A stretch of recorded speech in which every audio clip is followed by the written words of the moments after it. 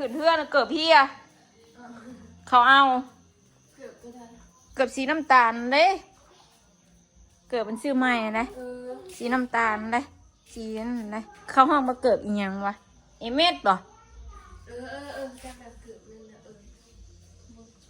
ฉากเอาเส้น อู้เสียใจเด้ไม่ตู้ไปได้มาแบบป่ะ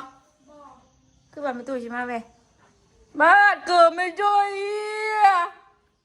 ไม่จ่อยบ่มีเกิดของบ้านแม่กะ เห็นอะไรบ้านนี้แม่สิมีเกิดงามบ้านนี้เกิดพ่อบุญชื่อให้ก็เยี่ยซ้ำพ่อแม่กว่า โอ้คนชั่วบ่เอาเกิดแม่นะเกิดเจ้าของก็บ่เอาเนาะเอาเกิดไม่จ้อยเนาะ คน โอ้บ่จักควมดีรอเนาะตัวเองมันมีเกิดยังเอาเกิดหมู่เมื่อนะลุงเนาะ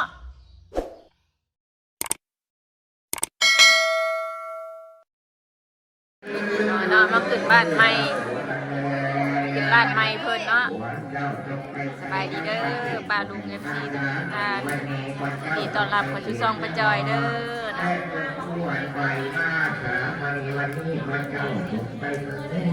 เคินบ่อนผู้บ่าวกับผู้สาวเคินกันบ่นี่ยิดเปลี่ยนอยู่จักชักลูกเคยก็ได้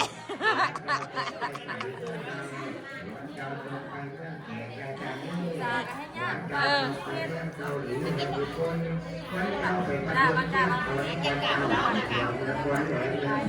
เฮ้ยนี่ยอมไหนจอมผึ่งนี่ก็ไม่ได้ยอมนะจอมผึ่งเต้นก็เก่งเลยว่ะด้วยอ่ะหน่อยสิค่ะแม่ผึ่งเลยอุ้ยจะมาเล่าหุ่นดีจะมาเล่าหุ่นดีกินนุ่มยังน่ะไม่คิวกองป่าลายอยู่ตัวไหนเนาะมันตัวไหนหน่อยแน่นลายอยู่ขึ้นหนึ่งที่หากล้องหน่อยแน่นแม่กันนี่ก็กินนายอยู่นี่ก็กันเบิร์ดแม่กันได้หน่อยเยอะเช้าใส่ก็พอดีไม่ได้คนไม่ได้เอาหางมานะมึงน้ำมาก็ไผ่ปะชิวจักมาบ่เก่งขึ้นได้ผลหน่อยเนาะ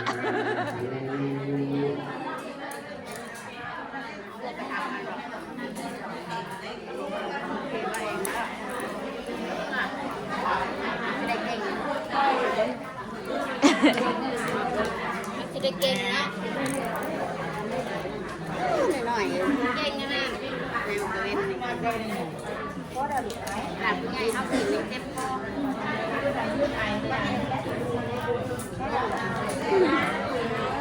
ถ่ายมาได้เฮ้ยแบบ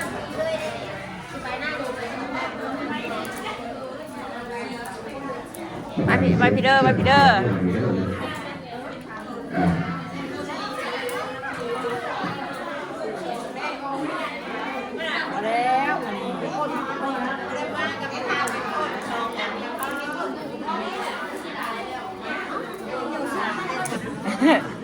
อย่าเตรียมงานไปผูกเอ้ยแคนกันพี่น้องเลยเนาะขึ้นห่านไม้พี่น้องเลยเนาะห่านโตนก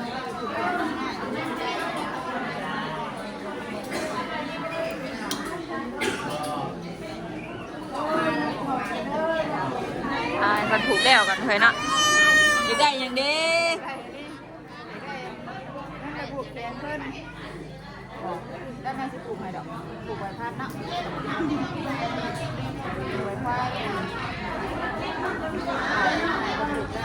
ต้นนางงามเพิ่นเอ้ยชิ้นหน่อยก็สิลอยเอาทั้งดังไปให้เขาลอยเอาทั้งหลังเพลงนะก็รีบว่ากับเป๋าใจนะ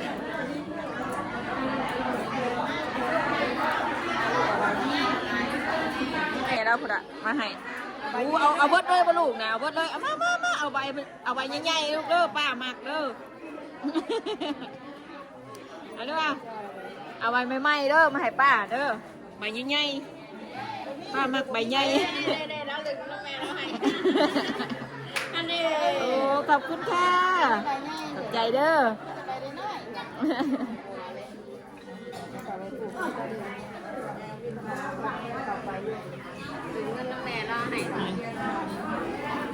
ขี้โอ่งหน่อยเนาะบอกขี้ที่หน่อยนะนี่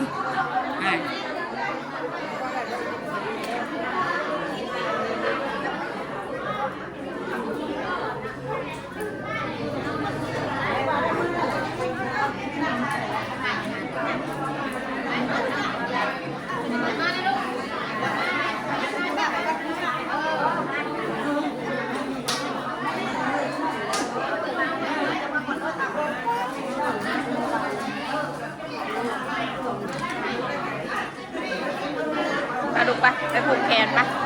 แขนน้องแขนน้องน้อยจะได้หรือเปล่าค่ะ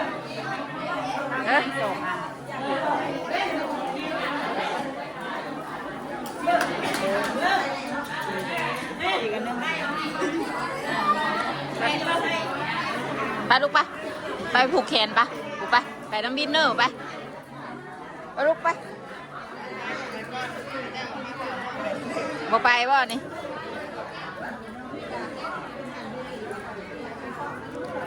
แม่ไปผูกก่อนนะเสด็จไปลูกไปไปถือเอาไปนี่นะลูกของนะฮะไปนี่นะจะพอให้ไปรถไปอยากเอาไปไปย่างลูกย่างไปย่างคุณย่างค่ะไอเบนผมไปลูกไปอยู่น้ำแม่ก็บิวถาวไปอยู่มาถาวเด้อเถอะเด้อ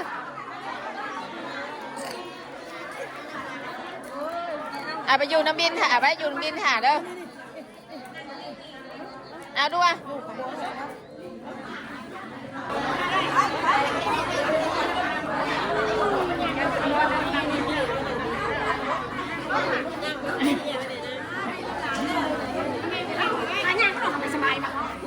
อันนี้แม่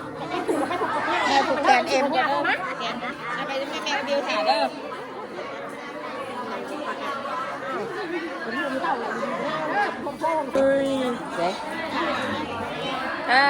ไปไล่เยอะดิ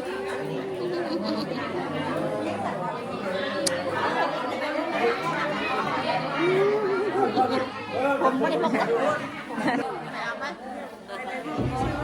ไปดอกโอ้ยผูกให้ร้านหน่อยก่อนให้ร้านหน่อยก่อนพี่อ้ำผูกแขน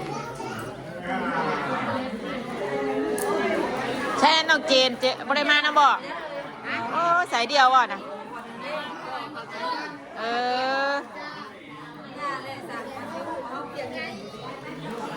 เปล่าลองคนใหญ่นะแกะเขาแรกแม่กระเป๋าใหญ่นั้นเปล่าไม่หรอกเลยอ่ะแกะเขาแรกอะไรแกะ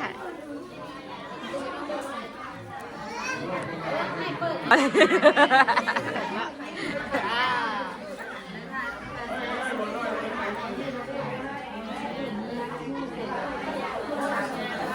ด็ดแบบสิไปน้ำอ่างพอแห้งอีกแบบนี้บ่ไปก็ยากหรอกบ่ไปก็ยากยังสิมาอยู่เราไปผูกแขนให้เอ็มแล้วก็ออกมาด่าจะผูกบ่ด่าก็จะผูกบ่ลูกว่ามินเจ้าเนี่ย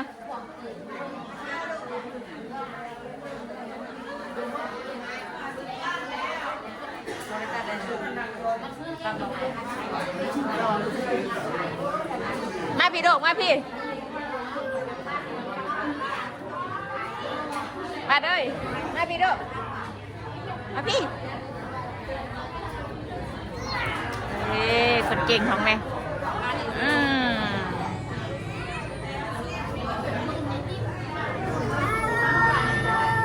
ไอ้บินแกะมาได้ไอ้บินแกะมาได้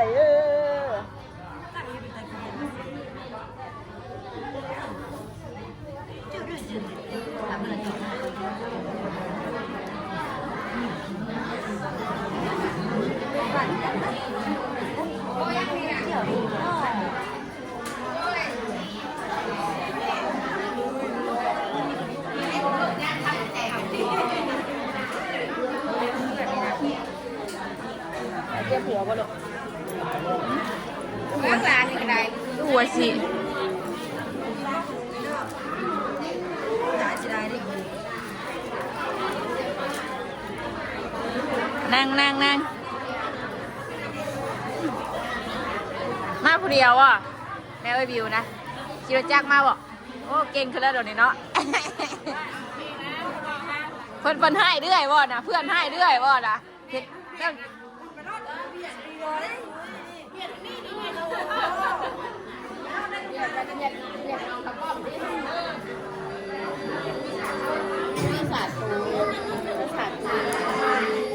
บ่มีเด้อ เห็นยังลูกเคยนะ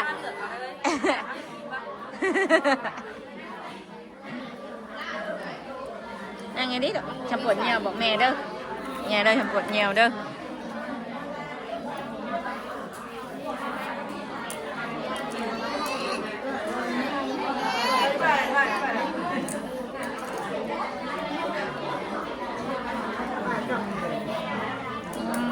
ถิ่มต้องร้านเคลียร์ไป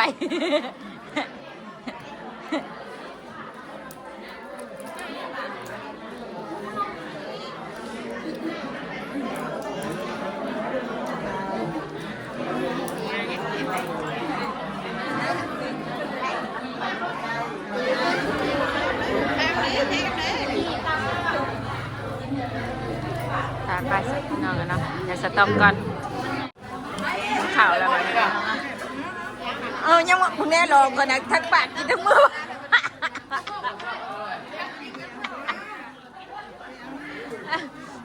เอามาแน่เตยเด้อเอาลองเอา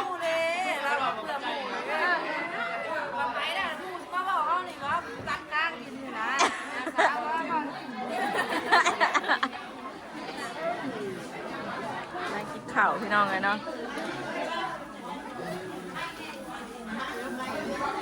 ของไปเฮ้ยดังเรือเดียวเลยหันแล้วไหมมันเห็นมันเนาะเป็นส่วนแล้วยังมาลุกแน่เลย เป็นว่า ไม่เลยเฮ้ยเอาอีกว่ากูไม่ได้นะเอาอีกว่าเฮ้ย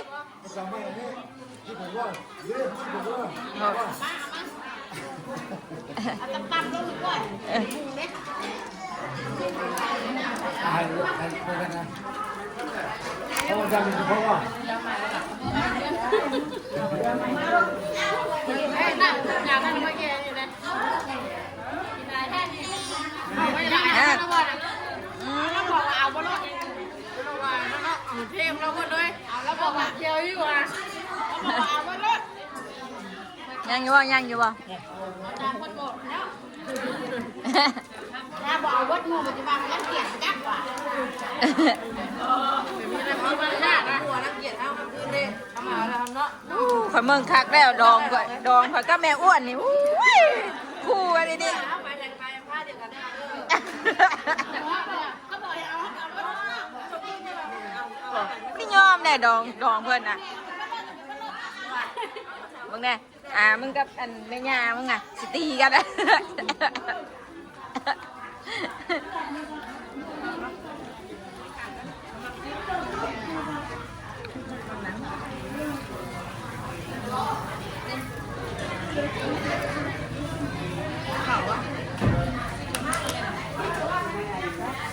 อิ่มนะลูกเคยกินได้อยู่ป่ะกินบ่ได้ซักวันนี้ใครกินได้ขึ้นพอจะออกนอกก็เป็นถ้าเลยไปตลาดเห็นจอนผ้าแป้ง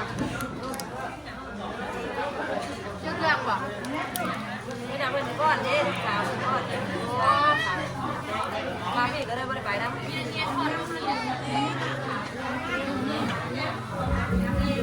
ไปมาเลย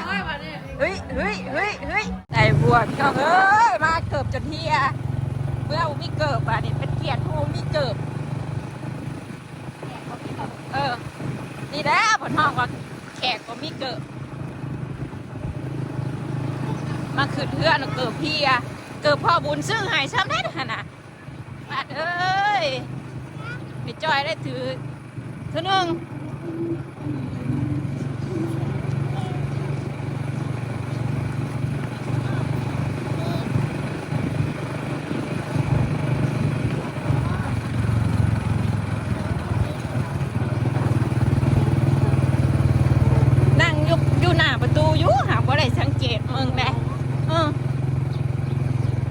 บาทนี่ช้ำชะกอนี่ปู้ขี่เลยอ้วนเลยช้ำชะกอเฮียนี่ตายค่ะขนาดอันนี้ยังเฮียโอ้ยม่วนแท้เนาะบาทก็สิซื้อเกือบก็เก้าไปหรอกบาทเอาอะทำเป็นแท้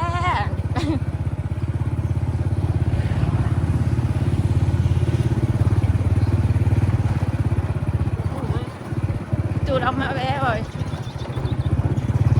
จูมาหายก่อนพ่อนะวะเด้น้ำมือแบบจ๊ะเดี๋ยวให้มีตู้ตัววะมีตู้ตัววะไปลูกไปย่างนะไปกินยาปะ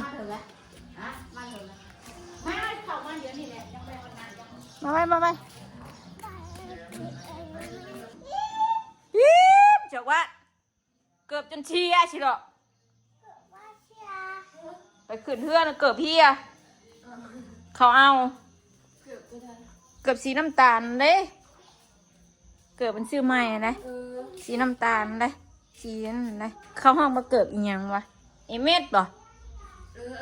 จากแบบเกือบนั่นนะสั่งเอาได้เนาะอู้เสียใจเด้ไม่ตู้ไปได้มาแบบป่ะคือแบบไม่ตู้ใช่มาแบบบ้านเกือบไม่จ่อยไม่จ่อยบ่มีเกือบเห็นอะไรบ้านี่แม่สิมีเกือบงามบ้านี่เกือบพ่อบุญชื่อให้ก็เยี่ยซ้ำบุญบาสนาป้าจอยพี่น้องเอ้ยเกือบผัวชื่อให้ได้ถือเธอเดียวเยี่ยจ้อยผู้อยากได้ก็จังแม่เนาะมาคืนข่อยเด้อไผเอาฮะเด้อข่อยประกาศเด้อไผเอาเกือบข่อยก็มาคืนข่อยเด้อข่อยทำอยากได้ก็ขอข่อยดีๆข่อยก็สิให้อยู่ดอกฮะโดยไผเอาเกิบแม่ไผเอาเกิบแม่นะฮะไผเอาโอ้ไผเอานะลูกไผเอาเกิบแม่บ่แม่นโอ้คนชั่วบ่เอาเกิบแม่นะเกิบเจ้าของก็บ่เอาเนาะเอาเกิบไม่จ้อยเนาะบ่จักควมดีรอเนาะตัวเองมันมีเกิบเนาะเกิบมูเมื่อนะลุงเนาะ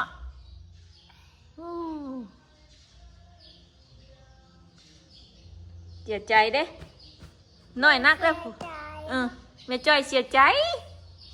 คนหลักเกิบแม่จ้อย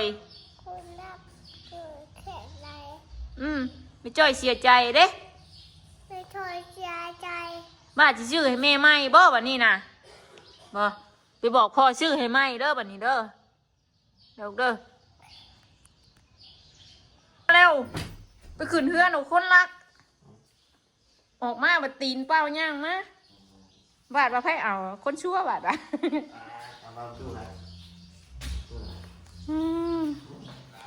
พี่น้องเนาะบัดนี้เราก็สิไปตากผ้าก่อนจมได้เติบไปพี่น้องเลยเนาะเกิดพระเจ้ารักเกิดพี่น้องเลยเนาะ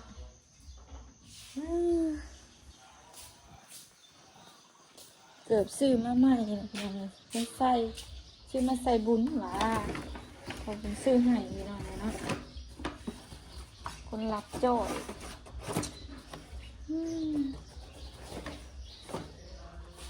เสียใจก็ได้ผู้อยากเอาครับแม่นอยากเอาเนาะถ้าแม่นเกิดเจ้าของก็เอากระจอยก็เคยเห็นแต่คนอื่นเกิดเฮียพี่น้องเนาะบอกคิดว่าจะเป็นเจ้าของมือนี่เกิดเฮียปะนี่ก็ไปแล้วถ้าว่าไปนั่นก็มาคืนก่อนเด้อเกิดคอยหากระใส่ซองเทื่อพี่น้องเนาะใครเอาลูกโตว่าเอากับมาคืนข่อยเน่